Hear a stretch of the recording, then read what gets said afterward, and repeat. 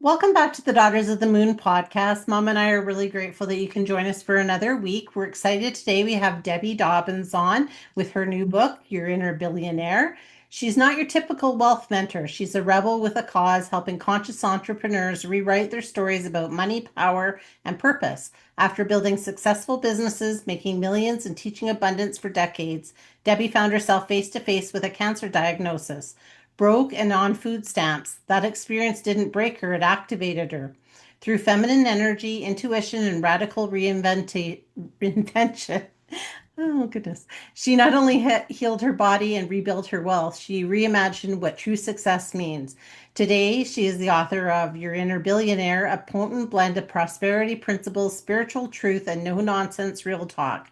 Her work blends universal laws, quantum consciousness, and grounded strategy to help these conscious entrepreneurs claim their abundance, not just in the bank, but in their bodies, businesses, and belief systems. She calls herself the Queen of Magic for a reason. Her mission is to help others remember that they hold the wand.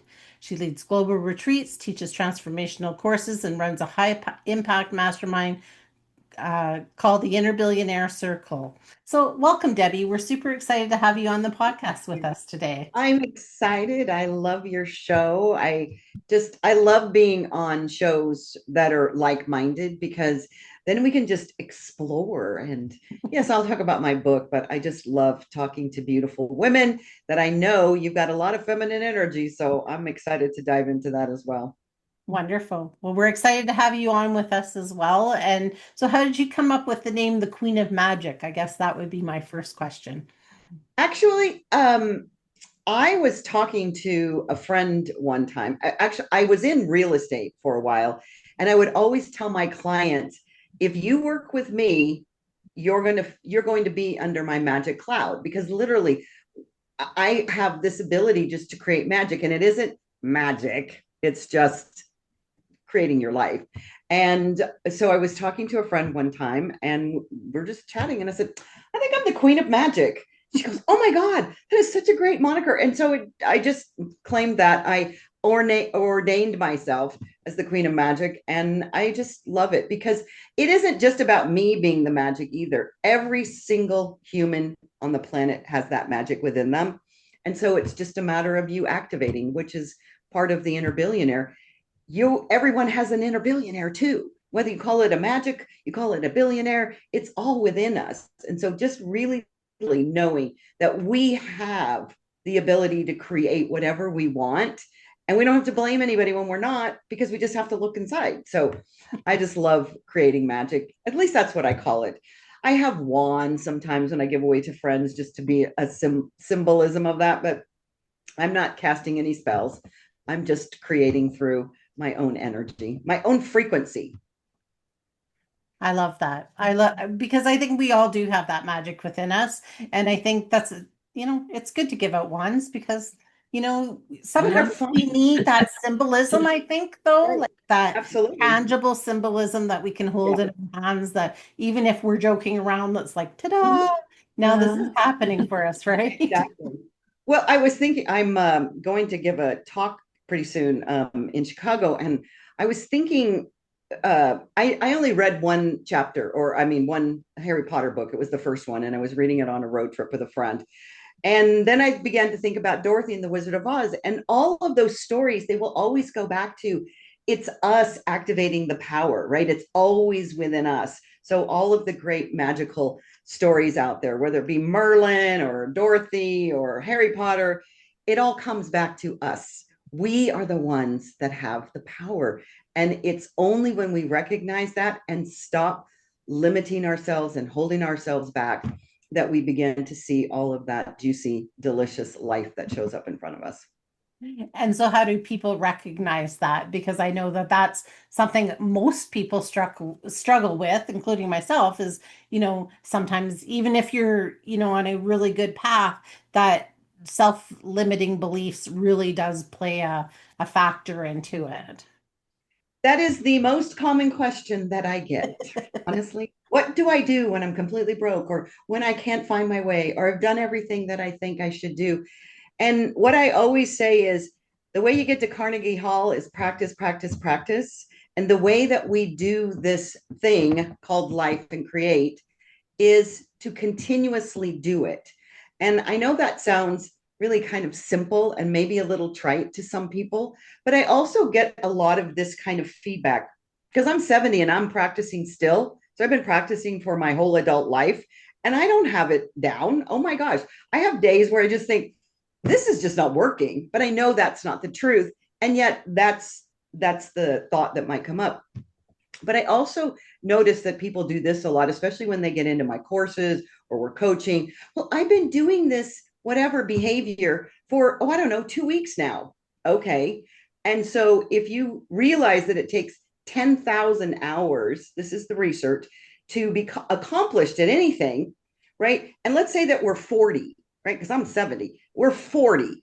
We practiced our behavior and the way that we operate for more than 10,000 hours. So in Yeah, order to that's true. change that behavior, right, to see a different frequency or to be a different frequency, it's going to take a minute. And so I'm always a little amused by people that 2 weeks in, it's like, I mean, I had a friend of mine say to me recently, he's a coach, and he says, well, if you were a really good coach, I would be a millionaire by now. And I went, okay, we've been working together for a month. And no, it doesn't work that way. You've got some stories that are just absolutely ingrained. So when I talk about the beginning of the book, it really is revealing your money story because all of this process begins with awareness. Anytime we're going to make any kind of shift in our life, it begins with awareness. So becoming aware of our money story that we've downloaded between the ages of 1 and 8, that's where we begin and then write a new story. And that new story is going to take a minute to get a foothold because we are so practiced. I love AI so much. We're talking about that off camera, but AI, this is AI right here. That's all this is.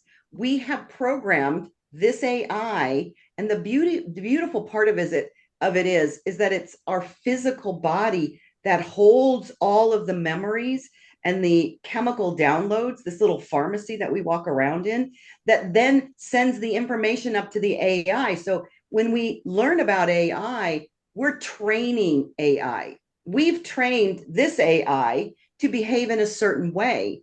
The only way to retrain it is through the body. That's what the beautiful part of it is. And that's the missing component that I learned when I was diagnosed with cancer, because I used to teach mindset. I'm going to change your mindset. Guess what? Your mindset is locked in until you change it from here. So this then programs this again. But the fact is most people are still trying to change the wiring. You can do, you're building new neural pathways, but it's through an emotional connection. So if we're just doing affirmations, I love to talk about affirmations from the perspective of it's just lying to your brain. Your brain says, that's not true. So we do affirmations and do affirmations and do affirmations and wonder why nothing's shifting, because the frequency in the body, that's where the frequency comes from, not here. And so when we send that frequency out, oh my gosh, that's when the magic happens. So to answer that little question of where do we start, we have to start with the body. And so I talk about somatic exercises in the book, but also about the feelings, because that's where we program, is through our emotions and our feelings. And so any ladies that are listening, yes, it's okay to emote. That is our superpower, is emotability. Emotions create amazing things, because when we can connect it emotionally, that frequency of what we desire then starts to show up in that beautiful form called the 3D world. I love that. I love that because, well, and I do love affirmations, but I agree with you on that, is that there's a lot of affirmations that you read, and it's nice when you can kind of, I don't know, reword them so that it's something that you can kind of believe, right? So whatever it is, but that it's believable, because yes, you're right. When you're doing affirmations that you're new, when I say I am skinny and healthy, I'm like, damn it, girl, I can see the mirror. I am not, Right. right? So Right. it's like you have to put, You whatever do. it is. That's Yeah. how So I often say that's, if you're going to if you're going to use affirmations of any kind, you have to allow them so that they're not going against what your 100% belief is at this moment. So I often say, and I learned this in 12-step programs, I'm willing to be willing to be willing to see something differently, whatever it happens to be, because we can believe that, like we're willing. I'm willing to see it, or I'm learning to see it, or I am getting on the bus to learn it, to see it, right? All of those things are transitions, because if we go from here to here, I am wealthy beyond belief. Okay, your brain's going liar, liar, pants on fire. So you're absolutely right. We have to have that bridge that takes us into the belief part. Yeah. 100%. Yeah. And I like how you talk about awareness with it too, because I think if we aren't aware of what our money story is, and I think a lot of us don't understand No. that. We're just No. like, there's no money in the bank, and I'm whatever your reasoning is behind it, then that you start making up stuff, I'm not hard enough worker, I don't, my Mm-hmm. income isn't enough, whatever it is. We put those beliefs into our story and make a new story to go with this old story that we don't even Right. know what it is. So Right. I love how you talk about that. Yeah, Yeah. it's really important to become aware. And this is the one thing that I practice regularly, is being the observer. Like, so I'm always observing, well, not always, because I go unconscious just like everybody else. So we're either conscious or we're unconscious. And I don't mean that unconscious. I mean, we are an autopilot. We're letting the AI run the program.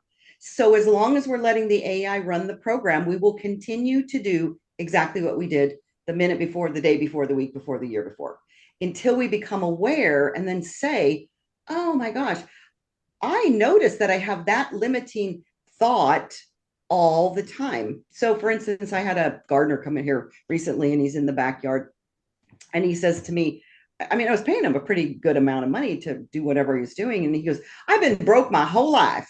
And I said, well, that's an interesting affirmation. But I know he said that multiple times in his life. And I said, one of the things you want to do is begin to pay attention to your language. That's one of the chapters in the book, is because when we become aware of the language that we say out loud all of the time, like, I can't afford it, I have to work really hard to make any money, I'll never get ahead, money is the root of all evil. All of those things that we say or think on a regular basis are exactly who we are and our being. And that's what we're creating in the outside world. And until we change that, we're going to continue to see exactly what we saw the day before. So using those affirmations that we were just talking about, because, I didn't have limited time with him. He wasn't a coaching client. And I said, you might want to just say, I'm getting on the bus to prosperity. Because once again, it's just getting yourself into a different language model. And so being aware, we begin to notice our language. We begin to notice our feelings around money. This is really, really key, because when I talk about emotions and feelings, and those are the programs that we run, for instance, because there's 4 different money types. One of them happens to be an avoider. There's plenty of avoiders out there. I've met many of them. And that's just the person that, we've got all these papers on our desk and their bills, and you never open them, right? I don't want to look at my bank account. I don't want to look at my bills. And that's when things start to pile up. So until we become aware that that's what our pattern is, because I would get these feelings of anxiousness, even thinking about pulling up my bank account or looking at the bills, even though I knew what they were, that was just a pattern. Or if you've got somebody that saves all the time, I call it a hoarder saver money type, that all they do is just keep collecting money. They don't even know why they're saving it anymore. They're just pocketing and squirreling away money. So it's really important that we begin to notice our own patterns around money, because that will give us a really good clue, if we're not reading the book, what your money stories are starting to unravel. It's so key to be aware. And if we notice that we are unconscious most of the day, we are not aware. Even I'm aware when I'm washing the dishes. I'll just stop for a minute and go, oh my gosh, I'm washing the dishes. I have the water's coming. It's magical. I mean, literally, gratitude is the other key to all of this. I have 2 chapters in the book on gratitude because gratitude is the gateway. So being aware through gratitude is a really simple way to become more aware of what we're doing throughout the day, because we do take so much for granted, especially in this North America continent. It's like, give me more. I need more. Well, you got a ton. Why are you grateful for that? So. True. That's so true. We're just not grateful. You know, it's interesting because you talk to other people too, and you think to yourself, boy, they're sure not very grateful for what they have, you know, and it's nice when you can pick up on it, because that hopefully that means that, you know, we're aware of what we're saying. Yeah. You know, Yeah. and where some people just aren't, and you listen to them and think, oh my God, I'm sure glad I'm not you. Yeah, well, there's that conversation. I call it gratitude on the go these days because I've been talking about gratitude for, I don't know, 40 years now, and used to write the gratitude list. And then it's, you sit down and you think, what am I grateful for? And so it's almost like a forced, what am I grateful for? And now the way I practice gratitude, and this is what I tell my clients, is practice gratitude on the go. Just at any point during the day, even set a timer on your watch and stop wherever you are and just imagine all the things that we are grateful for. Because honestly, we are so blessed, especially in these countries that we live in, to have so much available to us. Even just the simple idea that water, indoor plumbing, electricity, internet, AI, we are like spoiled children, literally, in so many Yeah. ways that we don't appreciate. So I don't know if you've got any kids in your life that they get presents at Christmas, birthday, whatever, and then the adults just give them too many presents. And I have nieces that do this, and so they're just piled up with presents around them, and they start ripping apart the packages, and it's like, oh great, thank you, oh great, and they don't even say thank you. Then the next one, and then the next one, and the next one. And as grown up people, I think we do that to a large degree with the absolute bounty. So, one of the things about abundance is that it is our divine nature. And when we begin to recognize that, and then we are just grateful for everything that we have, the universe gets that signal, right? That frequency that says, oh, well, they're grateful for that. Let me send them more, instead of taking it for granted, because that's a really low vibration energy to take things for granted, whether we know it or not, or aware of it or not. When we are not appreciative of all the amazing bounty that we have, the universe says, well, they think they got enough, so no thanks. I mean, it's really so fascinating how we can control this energy just from the essence of our beingness. Mhm.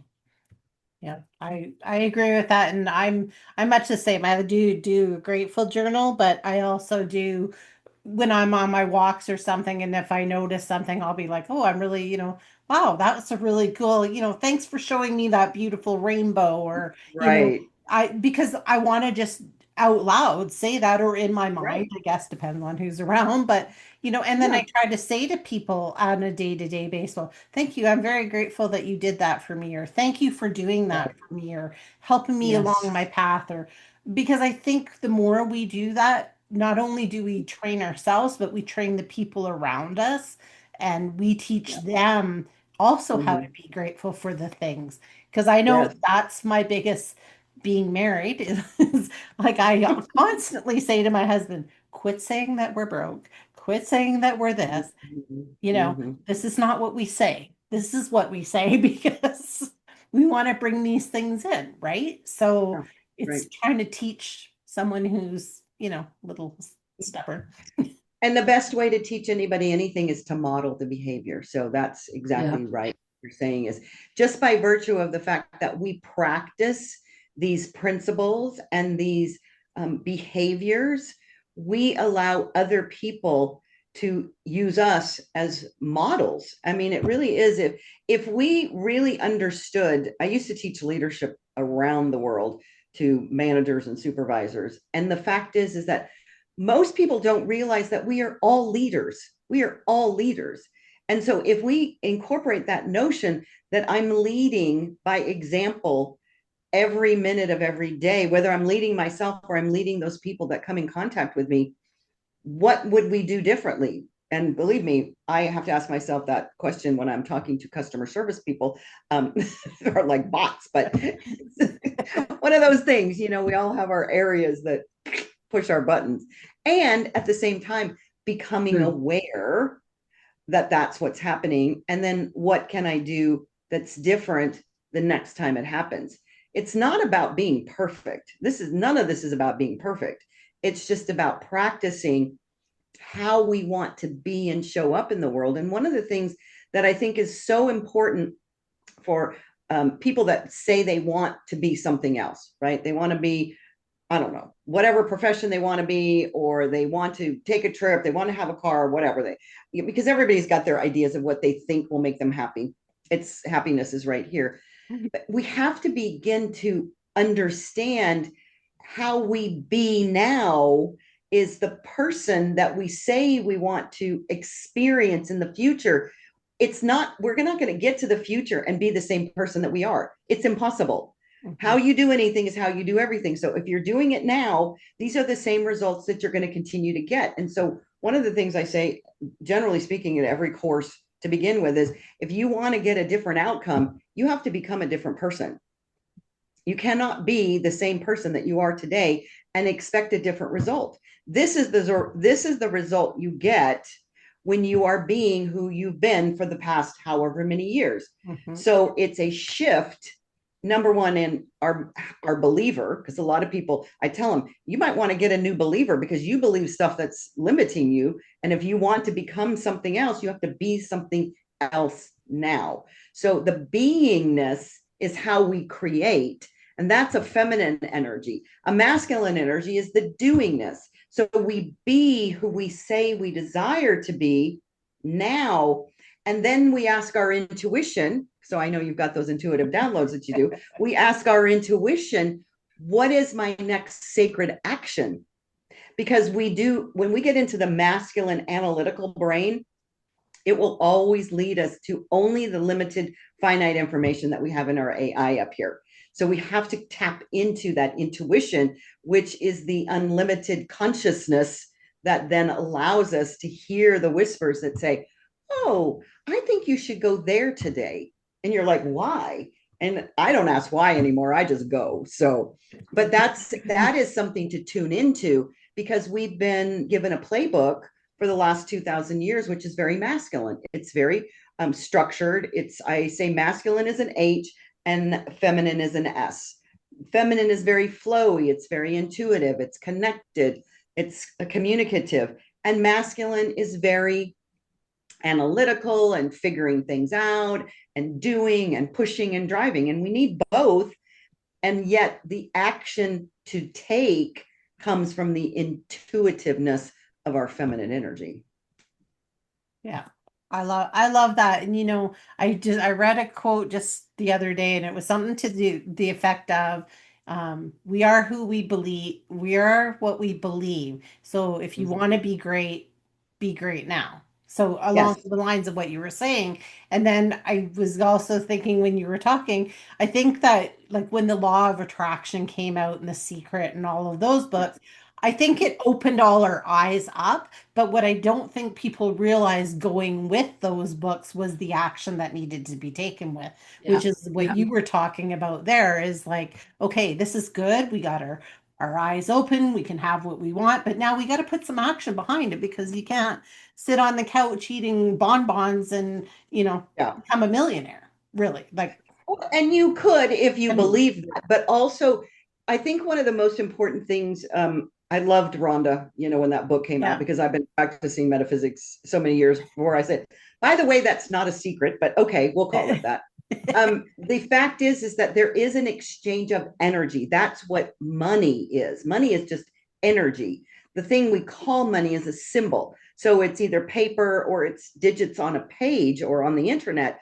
And if we understand, this is the other misconception that's out there with the masculine playbook that we receive, and that is that you have to work hard to achieve success?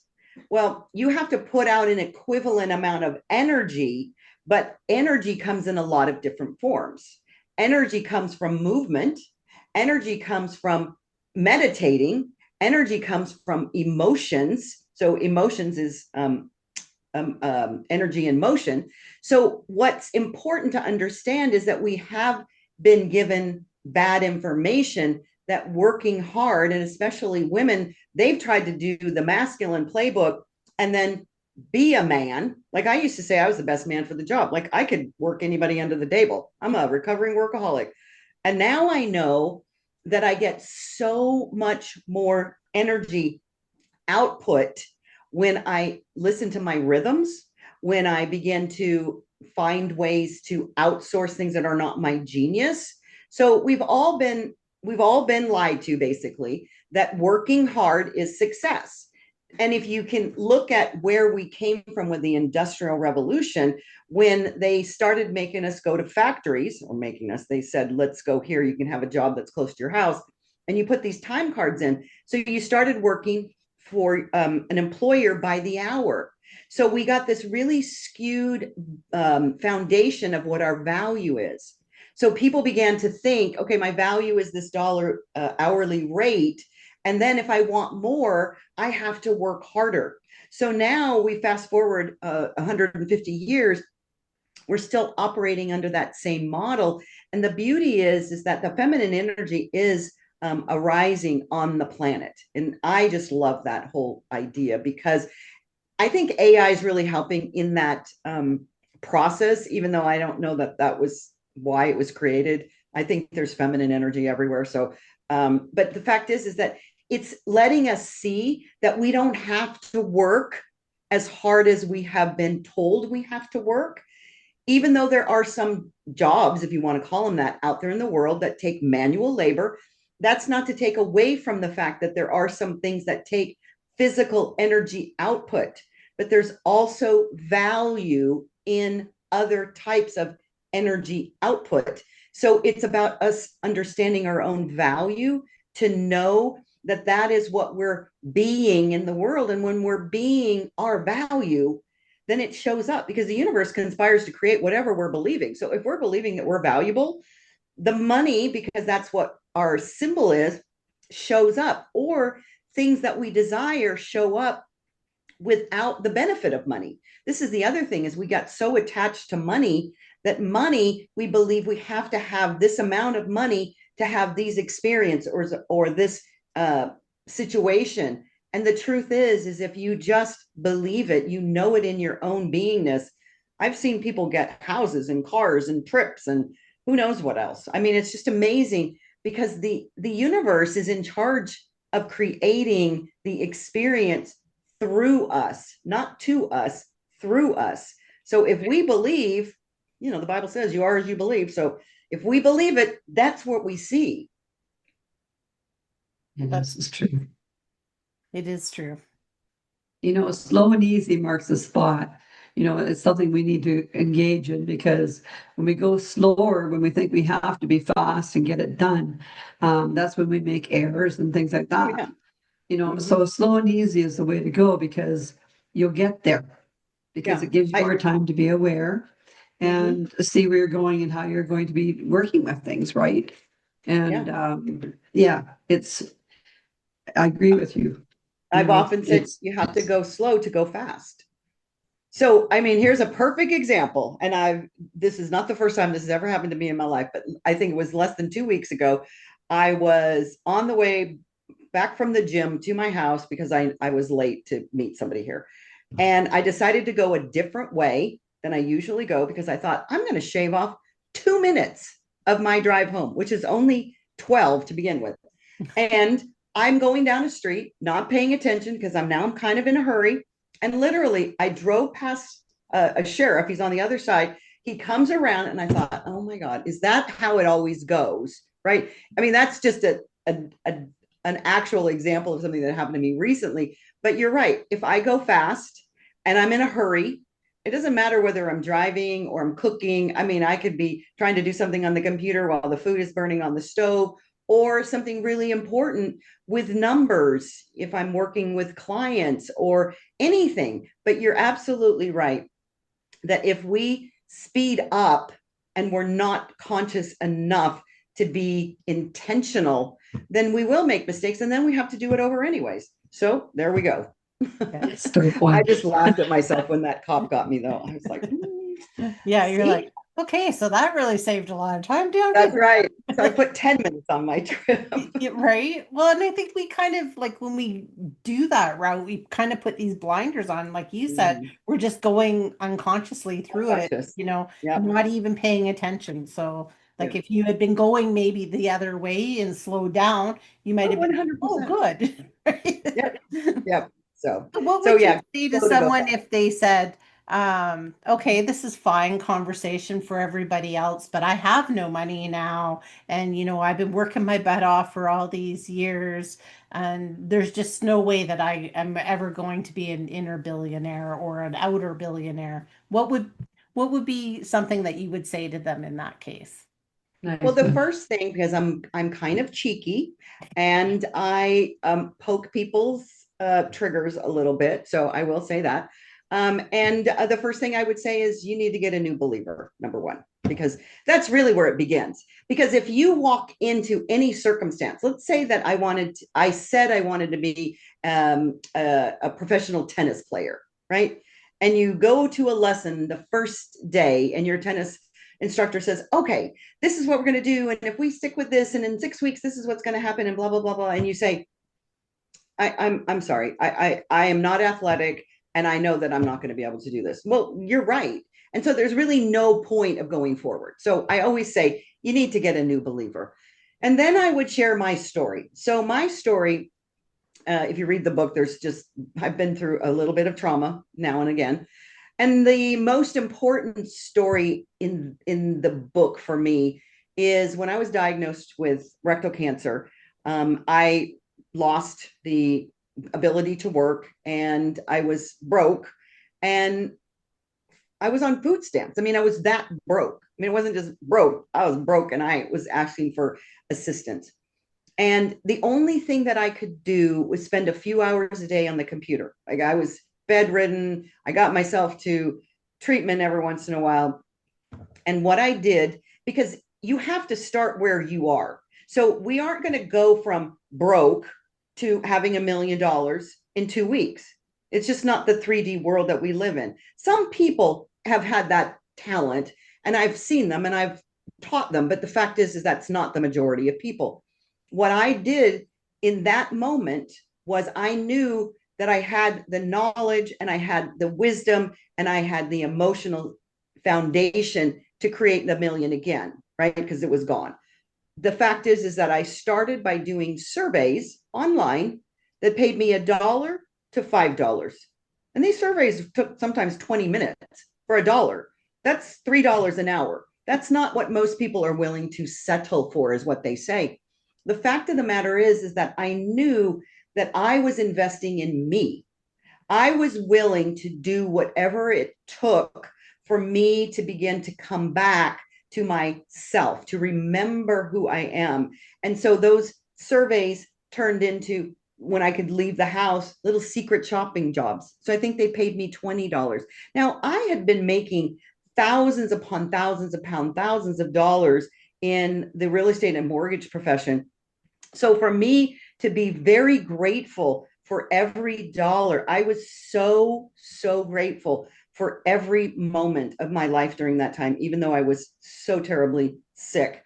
And the fact is that turned into me taking online courses to get my real estate license in Texas, because I knew I'd move there, and all these beautiful things. The thing is that most people, as I said, are not grateful for where they are. You have to begin to be grateful and bloom where you are planted, and then say, okay. And one of the things I have is called the Divine Wealth Activator, because it then keeps you focused on creating more, a little bit at a time. Because I think the problem for most people is they say, I need to go from here to here because I'm broke and I'm going to go under and I'm going to be homeless, or some version of that story. And the fact of the matter is even if that happens, what's the worst case scenario? You still keep going forward, putting one foot in front of the other, finding a side hustle, looking for good, looking for unexpected good. And that's the other component of all of this, is begin to expect the good. Because that scenario of somebody saying, I'm never going to be able to have whatever, that's expecting exactly what you're receiving. You have to begin to shift the expectation for good, because everything is working in your favor if you allow that to happen and be consciously aware of it. So, yes, I would say start where you are, bloom where you're planted, and do anything and everything to move yourself forward. I think it's believing in yourself and pushing Yeah. yourself that those inches more, that you're saying to yourself, I can do this, and even when you're sick and things like that, instead of giving into it and saying, I can't do this, you say to yourself, yeah, I'm going to try the best I can anyways to do what I can do. Yeah. And I'm going to keep progressing with that every single moment that I can in order to succeed, right? Yeah. Yes. And inches is such a good analogy of this, because we think we have to make these huge gains when the reality is there's a book called The Gap and the Gain. And we are not ever looking, we're always looking at the gap. We're always looking at the gap in our life. I'm here, I want to be there. So I'm looking at the gap. And what we need to be looking at is the gains that we've made. Even the gain that I made an inch yesterday, right, is the thing that's propelling me forward. I always use the analogy of compound. I just finished another book on investing called Rooted in Wealth. And the fact is that if somebody were to come to me and say, would you rather have a penny that's compounded every day for 30 days, or would you rather have $1 million? Most people, if they don't understand compound interest, say, I want the $1 million. The penny will turn into more than 1 million in a month if you compound it. If these little inches that we take, those are our compound interest in ourselves. And there's another book called Atomic Habits that speaks to this, about we make these huge commitments to ourselves. Oh my gosh, you've got the New Year's resolutions, or I'm going to lose weight, and I go to the gym, and the first day I work out for 2 hours, and I'm so sorry I won't go back anymore. Or I say, I'm going to change my entire life, right? And I'm going to do this and this and this and this and this. And you should give yourself a list of 20 things to change.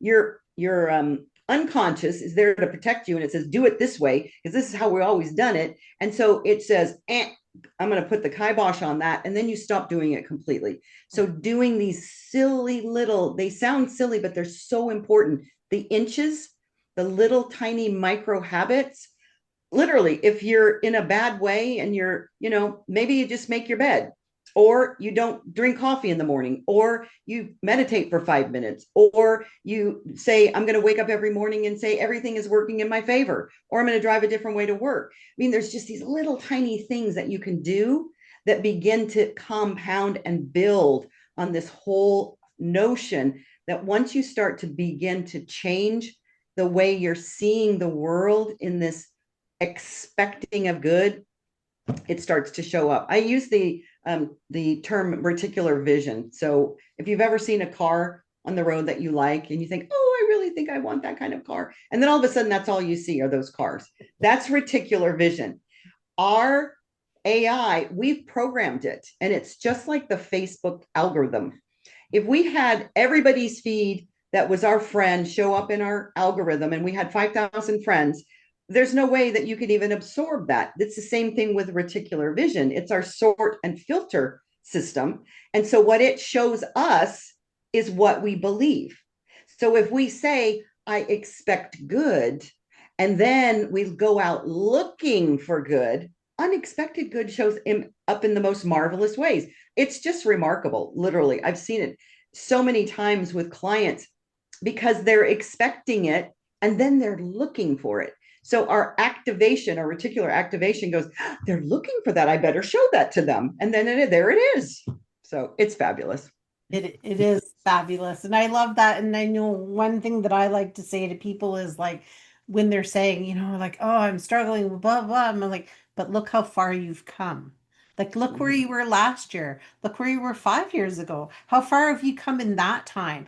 Oh, well, I've really grown. Yes. So just continue what you're Yep. doing and you're going to Yep. continue on, right? Because Yep. like you were saying, it's these small little inches, right? And I Yep. think that's an amazing thing. Well, you have so much knowledge for everybody, and I think that's great. I can't wait to read your book, and Thank you.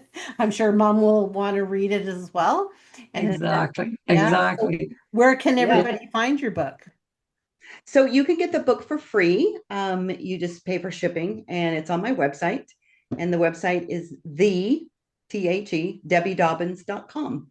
And so there's some other fun, there's all kinds of little free meditations and mantras and things on the webpage as well. But the book, you can get that and a couple of other gifts that come with the book if you do it there. It's also available on Amazon.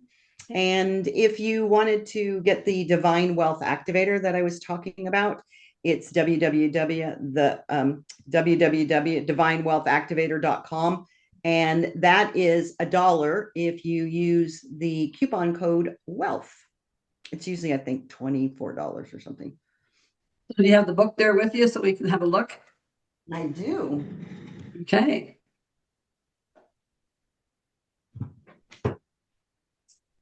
So I actually had a different cover when I first wrote it, but this one, because I really started to understand that this book was a portal. It's a portal to your inner billionaire, literally. And I Very know cool. that so many people have read it that didn't know what they were reading. And then they went, oh my God, that's amazing. So my vision is to have women especially read that book once a year, much like people have done for decades with Napoleon Hill's Think and Grow Rich, because that's Think and Grow Rich. Mine is about Feel and Grow Rich, but it's that portal to your Beautiful. absolute billionaire. I absolutely love that. I love the look of it. It's Yeah. very deep, very Yeah. deep. Yeah. Yeah. Yeah. I mean, I stare at it sometimes and I think, although I have to tell you a funny. I was on a podcast. Kim booked me on something that I said, I don't know how you pick those people out. So it was like a broadcast. Literally, they were three guys. And before I even got on the show, I was in the green room and I thought, this is not for me, but she's already committed me to it. So the guy goes, he's looking at it and he says, well, I don't understand your cover. It looks like a bullet hole. And I said, okay, it's just a portal that's going through the book, right? But he was very masculine. And so I thought it was kind of funny because literally I never read that book, Men Are from Mars and Women Are from Venus, but I do know that there is a different biological compact of XX and XY. I talk about that quite often with feminine energy. And we all should balance both men and women, but yet there is a certain amount of thinking that goes on with the masculine brain that sometimes I just go like Scooby-Doo. Me too. Me too. It's like, whatever. Whatever is right. You Oh, know how they do on situation comedies that men supposedly tune us out and they go, uh-huh, every once in a while. I feel like I'm doing that most of my life. It's like, oh, okay, yeah, uh-huh. yeah. So, That's awesome. Well, if you yeah. had a final word to leave with everybody, what would it be? Mm, just love your life right now, no matter where you are. And the more you love your life, the better it will get, literally. And you can be, do, or have whatever you want. Literally, everybody gets the same 24 hours a day. My next book is on time bending because the fact is if we begin to look at how we are using the energy in those 24 hours, we will be amazed at why Beyonce has 24 hours. I have 24 hours. What's different, right? There is a difference. And if we begin to look at how we are basically frittering away our energy, it can be used to create wealth and happiness and relationships and all kinds of fun things. So Well, we look forward to your next books that you got coming out Yes, here, thank you. and we'd love to yeah. have you back on again with us when All they come right, out that sounds and great. talk about them because you have so much information for us, and just Okay. what Mom and I totally believe in. So thank you for Exactly. I know we Yes, call we that do. preaching to the choir, right? exactly. Well, thank you so much for joining You're us. welcome. Really Thank appreciate you. it. And everybody else, we will see you on the next one. You bet.